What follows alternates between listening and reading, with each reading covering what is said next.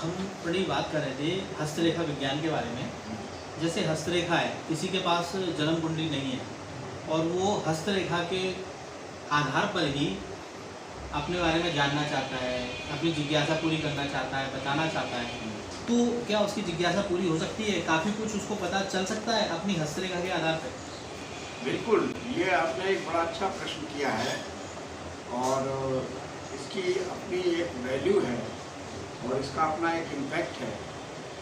तो दरअसल ये देखा गया है कि जीवन की जो गतिविधियाँ हैं, जीवन का जो चलन है, जीवन के जो आउटपुट हैं, जो भविष्य में हमारे सामने आते रहते हैं और उसके बाद वही भविष्य जो है फिर वर्तमान में कन्वर्ट हो जाता है, वर्तमान से पास्ट में चला जाता है।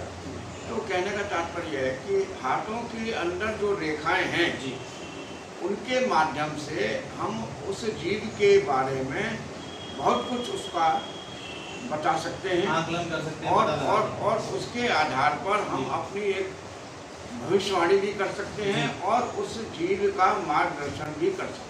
जैसे कुंडली के आधार पर लोगों को पता चल जाता है कि भूत क्या था, भविष्य क्या है, वर्तमान क्या है, तो क्या हस्तरेखा के आधार पर भी हम ये जान सकते हैं? मैंने आपका काफ़ी नाम सुना है कि आप काफ़ी प्रचंड विद्वान हैं प्रश्न कुंडली में, हस्तरेखा विज्ञान में, कि हस्तरेखा विज्ञान के आधार पर भी किसी व्यक्ति की हस्तरेखा को देखने के बाद आप उसका भूत, भविष्य और वर्तमान भी बता सकते हैं क्या? जी बिल्कुल बिल्कुल, इसमें कोई अतिशयोक्ति नहीं है, कोई दो राय नहीं है जी कि हाथ की रेखाओं के माध्यम से हम उसके बीते हुए कल को, उसके वर्तमान को और उसके आने वाले कल को भी हम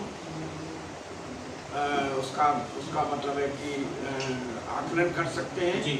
और उसके बारे में अपनी विचार उसके जीवन की घटनाओं के आधार पर जो घटित हो गया है या जो घटित होने वाला है या जो घटित होगा, वो भी इससे हम आराम से वर्कआउट करके उसको पूरी तरह से कैलकुलेट करके हम उस लक्ष्य तक उसके भविष्य की स्थिति को पूरी तरह से उसके सामने रख सकते हैं। जी, मतलब काफ़ी हद तक हस्तरेखा के आधार पर ही हम उसको काफ़ी कुछ बता सकते हैं, काफ़ी सारी चीज़ें हम उससे निकाल सकते हैं। कैलकुलेशन करने के बाद हमें बहुत कुछ पता चल सकता है उसके पास्ट को लेके, उसके वर्तमान को लेके और उसके फ्यूचर को लेके। ये सारी बातें हम हस्तरेखा के माध्यम से बता सकते हैं।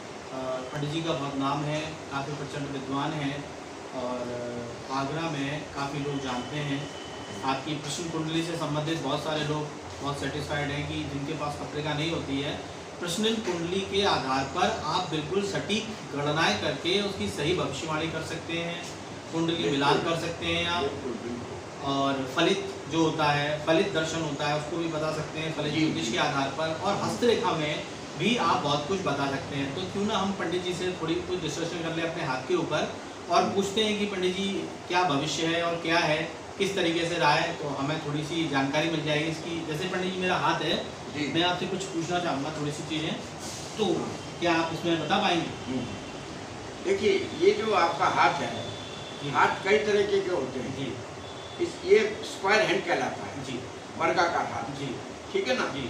वर्गाकार हाथ जिसका होता है, ऐसे जो जीव होते हैं वो पूरी तरह से सेल्फ मेड होते हैं जी और अपने वर्किंग के द्वारा, अपने एफर्ट्स के द्वारा, अपने प्रयत्न के द्वारा वो अपने जीवन के लक्ष्य को प्राप्त करते हैं।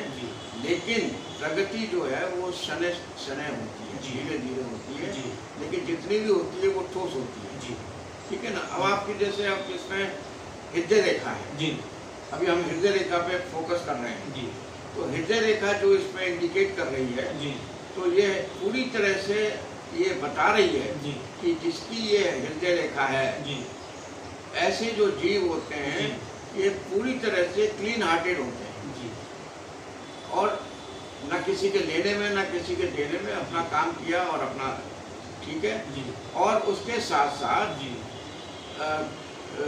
वेल लाइफ नहीं जीते हैं जी, दोहरी जिंदगी नहीं जीते हैं। जो ऊपर है वही अंदर है जी। ऐसा नहीं कि कई लोग होते हैं ऊपर से तो कुछ होते हैं और अंदर से कुछ और होते हैं, लेकिन वो आपके इस हाथ में नहीं है। ठीक है ना, होते हैं। एक इसमें ये जुपिटर का पर्वत जुपिटर का है, एक मतलब है कि सैटर्न का है, एक सूर्य का है, एक बुध का है, ये मंगल का है, ये चंद्रमा, मतलब जो 9 ग्रह हैं वो हमारे हाथ में भी विद्यमान है। तो ये कुदरत की देखिए कैसी लीला है कि ग्रह जो अंतरिक्ष में जो लगातार रोटेट कर रहे हैं, जो भ्रमण कर रहे हैं, वही हमारे हाथ में भी है, और वो हमारे किताब शास्त्र बोलते हैं, समुद्रिक शास्त्र मतलब है कि उसकी शुरुआत तो है, लेकिन उसका कोई अंत नहीं है, था नहीं है उसकी, ऐसी अथा है। तो इसलिए ये भी अथा है, अनंत। जो एक जगह कहा है ना, तो जैसे हरि अनंत, हरि अनंत, हरि कथा अनंता। तो ये भी ग्रहों की स्थिति भी पूरी तरह से अनंत है। क्यों?